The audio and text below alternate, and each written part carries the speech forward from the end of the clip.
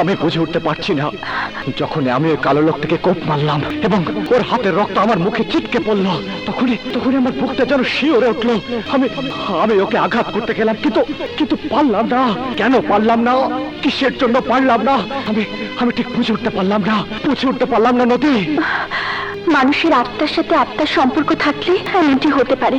হয়তোবা ওই লোকটি তোমার হারিয়ে যাওয়া বড় ভাই। না নদী, না, ও আমার ভাই হতে পারে না।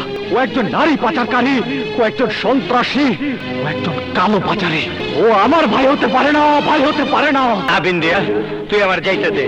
ওই বাঘা মাস্তানের এত বড় সাহস, ও আমার শরীর থেকে রক্ত জড়াইছে। তুমি একটু শান্ত হও, তুমি অসুস্থ। তুমি এমন করলে আমি পাগল হয়ে যাব। বুঝলি বিন্দিয়া, ওই বাঘা মাস্তানের রক্ত যখন আমার মুখে লাগলো, তখন আর আমি ওরে কিছুই করতে পারলাম না। কেন পারলাম না, কিসের জন্য পারলাম না, তা আমি বলতে পারবো না।